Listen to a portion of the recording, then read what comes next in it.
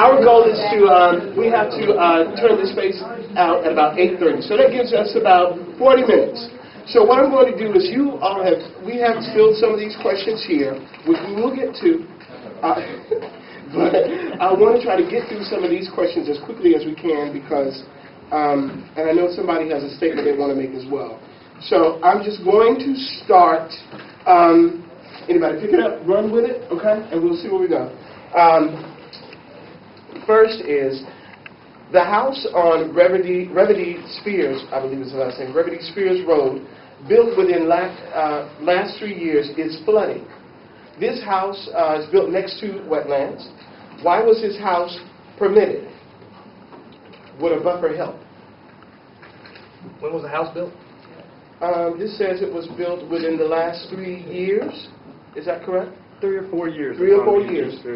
And it is flooding, and they're trying to sell it now, and it's flooding when nothing else around there's flooding. I mean, they built it during this drought we had, and many of us, when we saw it built, said that's going to flood, and it is. So how does something like that happen is actually the question. I mean, what happens? Why aren't we permitted out of building a house like that? You live in Wakulla. Well, you know, it had to be outside. It had to be outside of 75 feet of the wetlands. That's the county regulation. Now that's different than floodplain because there is a difference.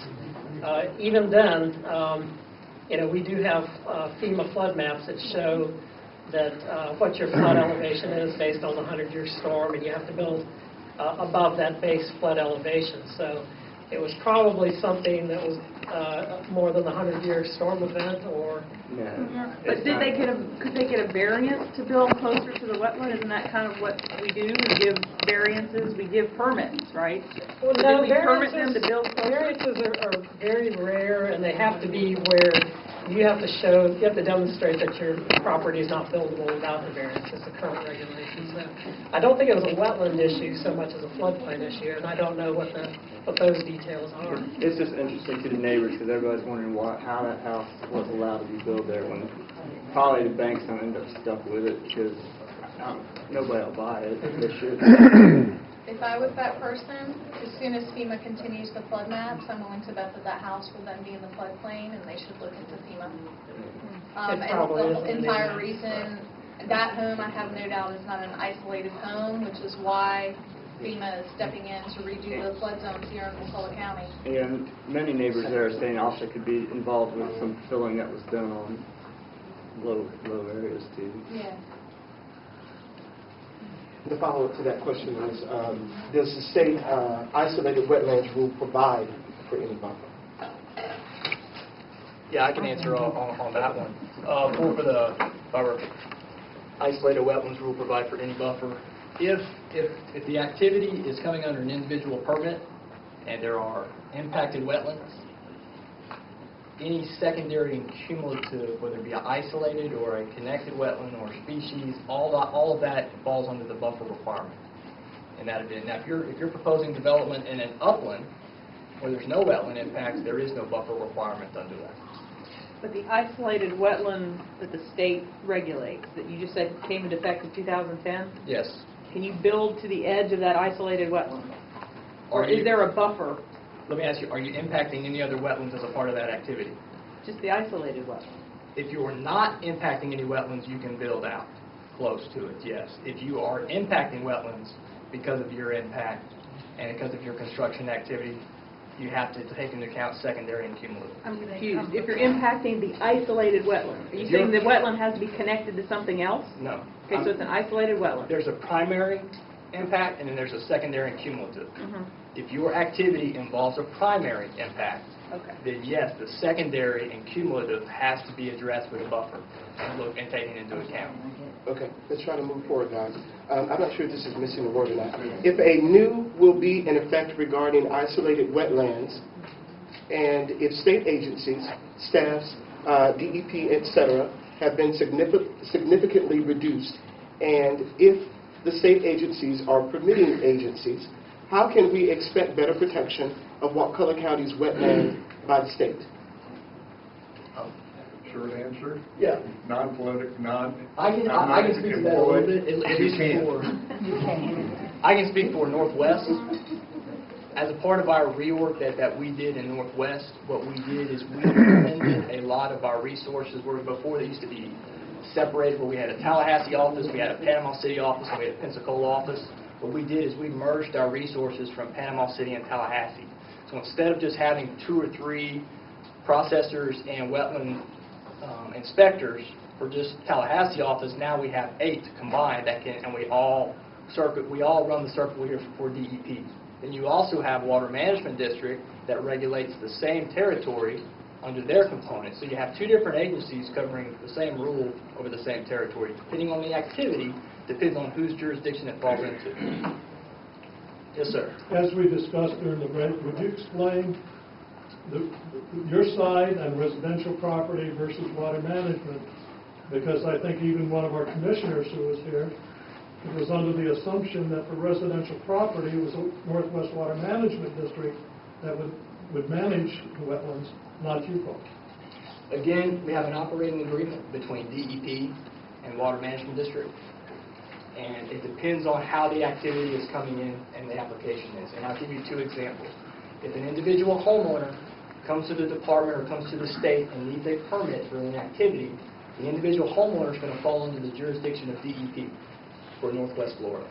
So we would handle, DEP would be the processor of that permit and the review and the inspection and delineation of the wetlands. We would handle all that at the department. Now, if a developer comes in for an application, and whether it be a 5-acre, 10-acre parcel for a subdivision or a commercial property or something of that nature, then the operation agreement says that the processor will be Water Management District. And that's all outlined in our operation agreement. And we can get a copy of that and provide it. That changed. I thought it was only the Water Management District if it was only a small. It really doesn't matter. We're talking minutia here over which agency, the Water Management District or DEP, processes the permit. Correct. The rule and the statute that the 2 agencies implement is identical. It's all the same. All we're talking about is the administrative processing of the permit. I just have a different response to the question. Yes, there is no way that with less money and less people that there's any way that we're going to keep up with what's happening. That's a given.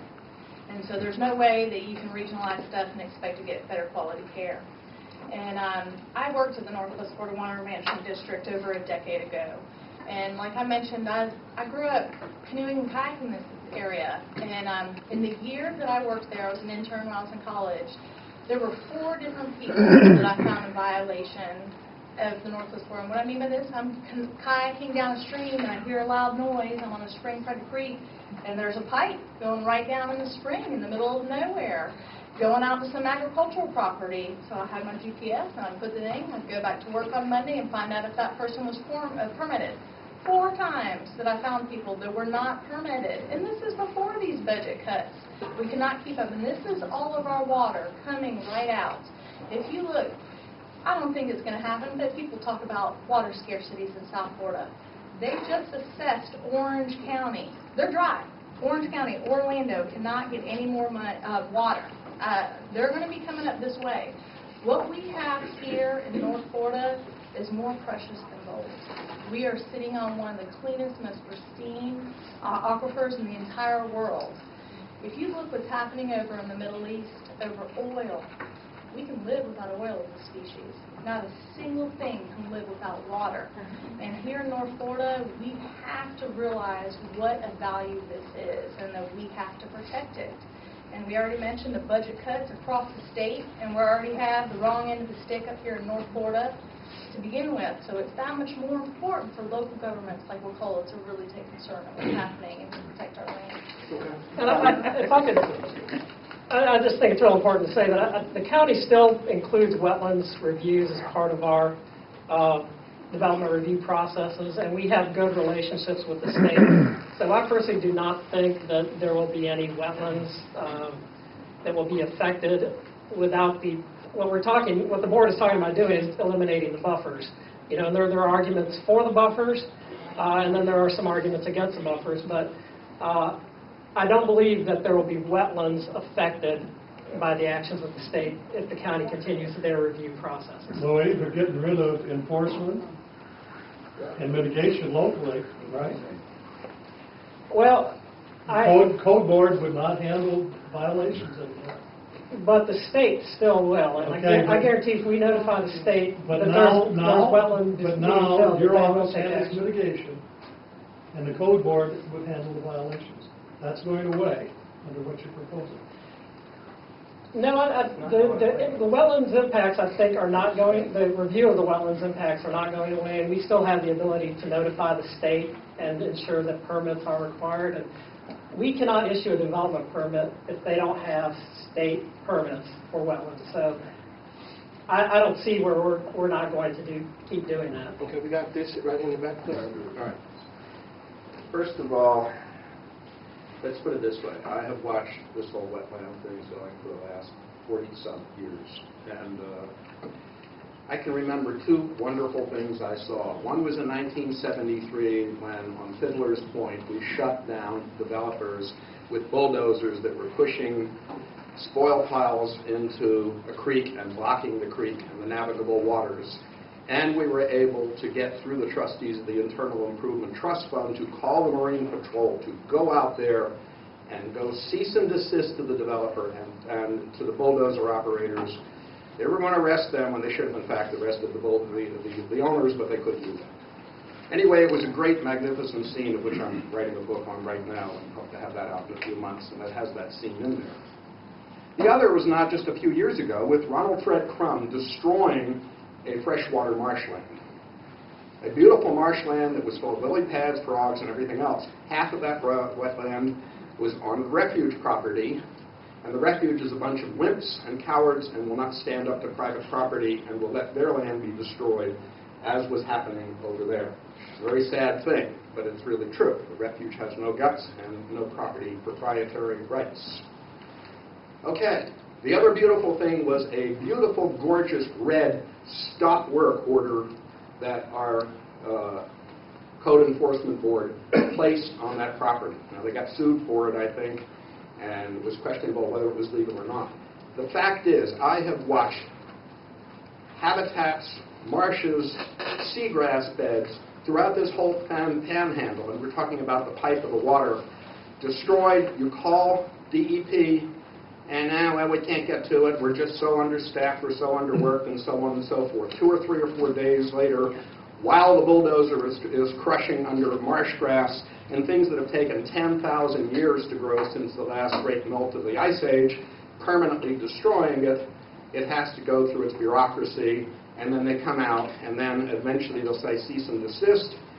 A good part of the time, the developers just laugh at them and just go right on, and then they get at best a little wrist slap. I've been in court battles where, oh, this land is priceless. Yeah, it's priceless, but we can't put a price on it. No problem. A little bit of mitigation. Mitigation now and then works. Now and then mitigation is garbage. Doesn't do anything. The fact is that if I want to fill a wetland today, I will get my big trusty bulldozer and I will start filling it, and there's not a damn thing anybody can do. As I understand, Louis, the biggest fine for wetland destruction with the county ordinance was like $100 or $150. That's all that's gotten. So after all this stuff that is going to impact shrimp and fish and crabs and wildlife, ecotourism, everything else like that, water quality, our clean beaches, because these isolated wetlands, as well as the other ones, serve as major filters for bacteria and for other things and help hold it back. $100 fine. And then we have the audacity of these county commissioners, 4 developer-related people, to sit there and go against the public will, the public health, the public good, the public everything, and sit there and say, in the name of private property, shove this on through. I think it's reprehensible. Not only that, it's going to make Wakulla County the biggest laughing stock in the country. Because by the time this thing blows up and goes national and international, we're going to talk about this little county that has a treasurer that says, on one hand, ecotourism, come on down. We have this wonderful habitat. P.S. We want to stop wetland protection at the same time. You know?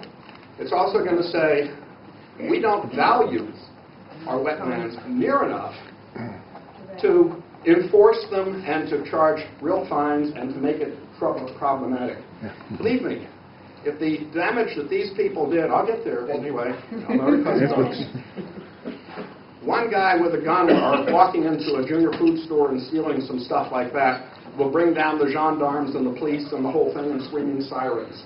Developer doing far more damage, far more public harm, and everything else like that is completely ignored. So when we start talking about this regulation, that regulation, so on and so forth, this group of Northwest Management, let's realistically say, what are we doing? And the answer is nothing, almost nothing. Does anybody wish to respond to that? Right on.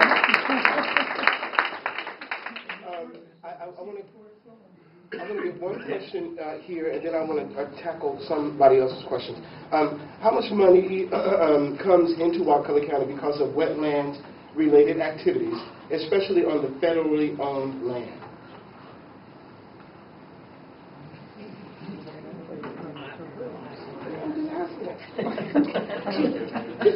How much money comes into Wakulla County because of wetland-related activities, especially on the federally owned land? Well, that'd be the refuge. You could try to calculate how much they get for entrance fees, canoeing, boat ramps and stuff. I can only speculate. Right after high school, I worked in a national park out west, and I had a little tag that said Tabitha, Florida, and I had a woman come up to me and said, "Oh, I just left Florida." And I'm like, "Where'd you go?" And she's like, "You've never heard of it.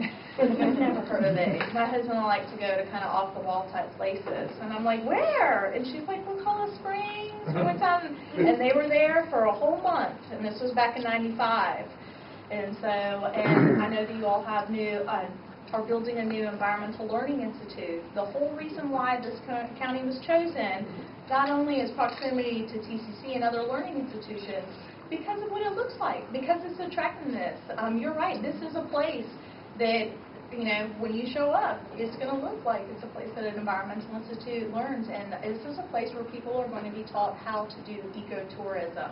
The state of Florida thought that Wakulla County was the primary place to have this type of education. And so I agree with Jack Rudlow in the aspect that it does send kind of mixed messages. Okay. We got to keep Yeah, moving. this would like, if the panel could, stick with that question on economics, because that slide up over there says, understanding the economics and ecology of the wetlands. You've spoken very little on it, so if they could just address that issue. Wakulla Springs is $20 million a year, over 200,000 visitors. And if that ends up like Wakaiba, where it's just all hydro with no water in it, imagine what impact that would have on the local economy. All right, so there are a few questions here that somebody had on the sheet before. I just want to go through. Do state regulatory programs address and regulate the dredging and filling of wetlands? And I think we were talking about this, Mr. Stoutmeyer? Yeah. Yes. Can you just there are a number of prepared questions that address the regulatory programs. I'll try to whip through them fairly quickly. Okay. Yes, the ERP program regulates dredging and filling in wetlands. It covered contiguous wetlands going back into the 80s and isolated wetlands. Jim, they don't have the Northwest questions. Florida. By the way, you need to read the questions. I just did.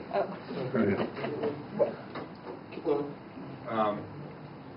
And in Northwest Florida, it picked up isolated wetlands in 2010.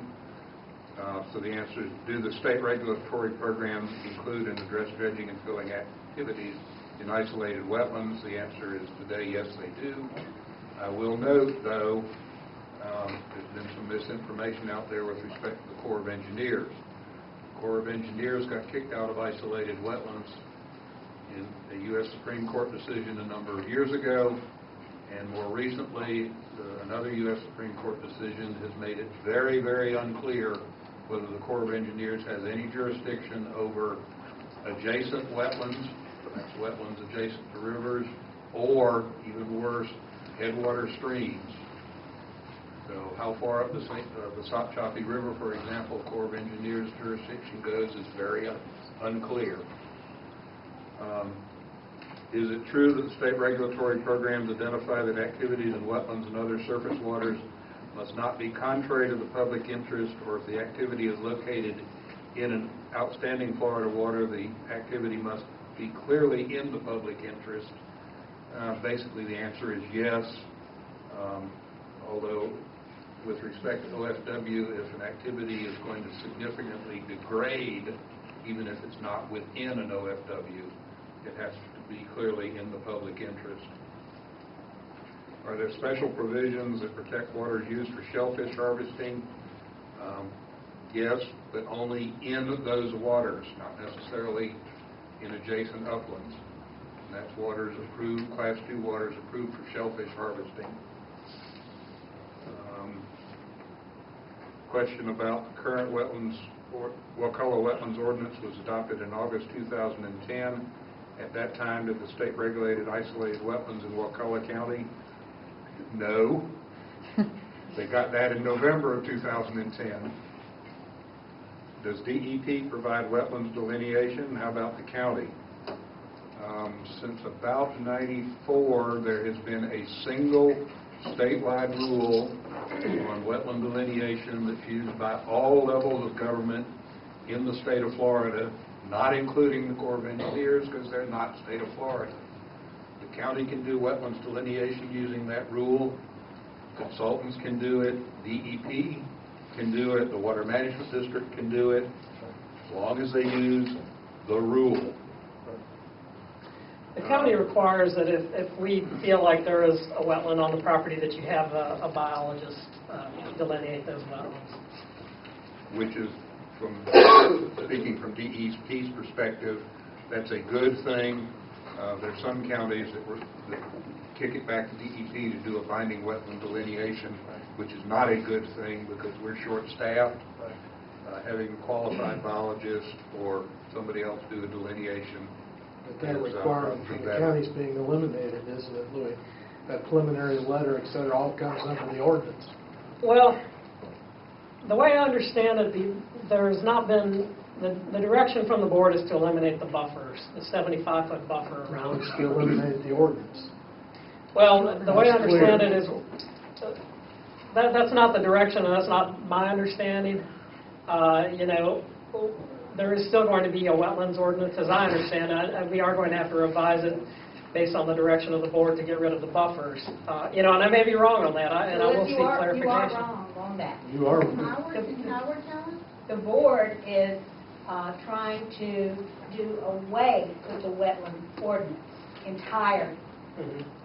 Well, is what they're going to. There was some discussion that we need to follow the state regulations. The only additional protection I think without the buffers that the ordinance would provide is that as a part of our review process we would require the wetland delineation. So you're right. You may be right. I will seek clarification on that. I am. Well, I mean, they voted on it. What did they vote on? Louis, the state would require the delineation as well, right? It will. So the delineation will still be made either way, correct? It will, but we cannot require it as a part of our review process. Understanding what you said earlier, you would already require them to show up with a state permit with the delineation before we move forward. Well, that's a good distinction, but as a part of, like, if somebody came in for a subdivision, we could not require a permit at that point. It's really before they start developing, before they turn dirt. But the state, if it's a subdivision that's going to impact wetlands, will have a permit. They will have a permit at that point. Which will require delineations. That's right. Now, we would like it at the beginning stages because that's just good planning, because you don't want to get to the point where you're developing and, oh, hey, there's a wetland here, we're going to have to redo lots. Absolutely, the best interest would to do it front, and I think that's what the state requests anyway themselves. And almost every developer that we come across already has a permit before they come see us. Well, they want to know if they can move forward. Exactly. Do you want to say something? I do. I was going to add to concur with that the state would require, if there were wetland impacts, we would require the delineation, we would require all that process that we have to work through that. Now, I will say for homeowners, upon request, you can ask us to come out there and do that delineation for you on your property, and we will do that for you as an individual homeowner. Our staff will come out there and do that. Our turnaround has typically been within a week to 2 weeks, from start to finish, from needing it done. I'll say that what we typically run into from an issue is it's not always clear what is a wetland and what is not. It's not as clear as you would think it's just a pristine swamp. There are lots of areas that are actually wet, they just don't look wet, and that's why we always provide that resource, and we'll be happy to do it upon request for individual homeowners, just so that you know. sometimes that's still misunderstood. Yeah, I just, to kind of put things in perspective, with Wakulla County getting ready, deciding maybe to get rid of this buffer zone, I'm upland in Leon County, and I'm sure a lot of you have been aware that Wakulla Springs was required to do a federal assessment. The state of Florida never followed the Clean Water Act that was passed in 1972. We dragged our feet on it, until we were actually sued by environmental groups and went all the way up to the Supreme Court, and Florida lost. So we're required by the federal government to assess every single one of our water bodies, and that's been going on for the last 4 years. Wakulla County's assessment of Wakulla Springs just got done this past January. There have been meetings almost every month right here at this library talking about regional meetings, what we're going to do to help clean up Wakulla County. It's the BMAP meetings. Now, I'm up in Leon County. I'm a soil and water conservation supervisor. It has been determined that a certain amount of pollutants are coming from Leon County. We're upland. They're coming down here. I personally am planning on pushing for getting the rest of our county off septic, and it is a possibility. It's millions of dollars. It would create grants. It will make it that much more difficult for my county and city commission to even consider it if Wakulla County itself isn't doing enough to protect our wetlands. How can I expect my county to help the water bodies down here? So something that you need to keep in mind when you're deciding whether to get rid of this or not. It is going to affect the region.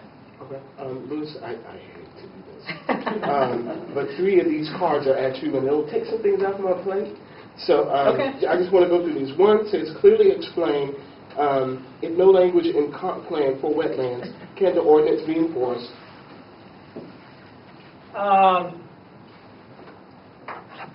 We still have a wetlands ordinance. Now, assuming the board wants us to get rid of the ordinance, the county cannot, but the state still can. And I think what Mr. Russell was getting at is the state still enforces wetland regulations, and will still be working with the state to inform them when developments come in of state impacts, just like we do with DOT. Whenever there's a development on a state roadway, we work with DOT as part of our development review process. We would continue to do that as a part of the site plan and subdivision review process. Ready for the next one? Yes. No, wait. It didn't make sense. You said earlier that the board directed you to get rid of language in the comp plan. Yes.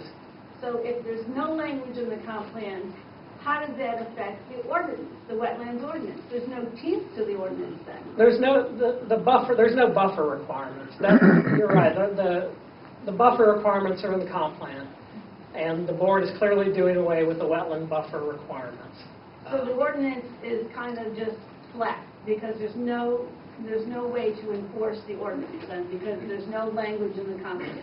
Other than the part where it's part of our development review process. Yeah, you're right. The ordinance is still on the books regardless of the comp plan. Well, we'll have to amend the ordinance. I'm sure the board. Assuming that the board removes the setback from the comp plan, one would assume yes, that they're at least going to take that out of the ordinance. And isolated wetlands. Absolutely.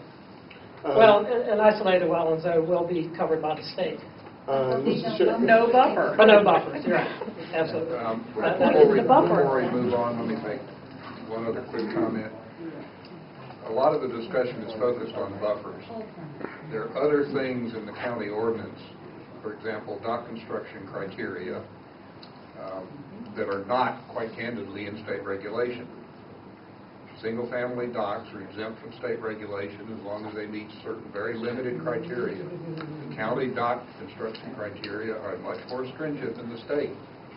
If that disappears, then those construction standards would no longer be enforced in Wakulla County. You are correct. There are regulations in the wetlands ordinance on docks and boardwalks and things like that. So yeah, we would have to get direction on that, but primarily we're concerned with the buffer requirements. That's really what we're dealing with right now. You know, maybe it's a good time to distinguish the karst protection because that's where your docks and your piers and boat ramps come in. Yeah, absolutely. That will still stay in. And that's actually one of the questions that we had, so it's good. We do have separate protections for karst features, separate protections for springs.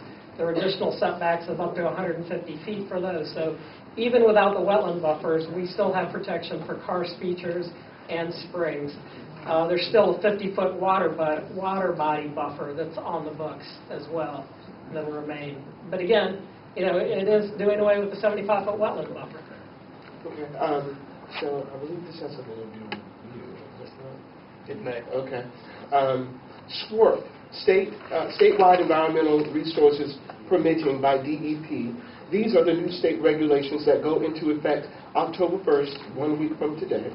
And number one, they put, single-family dwelling unit construction, including duplex, triplex, or quadruplex, in parentheses, in uplands that do not require any work in wetlands or other surface waters, is exempt from SWEP, and there is no buffer requirement whatsoever. That's underlined. One does not even have to apply for a variance. Is this correct? I'll speak to it on this side. I would like to confirm the duplex, triplex, quadruplex component to that for accuracy. Okay. I'll say this, and we don't regulate upland activity in that regard. So if there's no wetland impacts associated, it's not regulated. I mean, there would be no buffer. It's like building a road. I mean, it's an upland. To be candid, that's been in That's been in rule play for a while. decades. Right. That's not new. That's just a carryover from current rule. You can argue about its wisdom, but if it's single-family home construction only in uplands, it's been exempt from ERP permitting since the mid-90s. Yes. For the state. And probably exempt from the stormwater regulation in the Water Management District prior to then outside of Northwest. Yes, please. I need to ask a point of clarification for me. Please. From what I understand, there's an ordinance in place that the current county commission wants to do away with the buffer protection. My question to understand, we have at least one member of the county commission here. Why? Who benefits? Why would you want to do away with something that is so simply rationally right? Who is going to benefit? I don't think the commissioner is If allowed. we have two commissioners here? Yes. I don't understand. Yes, they can. Can you? Yes, they can, under public records. Hey, I don't want to fight. They can. Under sunshine law, of course they can. If someone that holds elected office, You're not if making there's an a elected decision. official that refuses to answer a question of a citizen, they do not deserve to hold the office that they were Right, elected. refusing to go to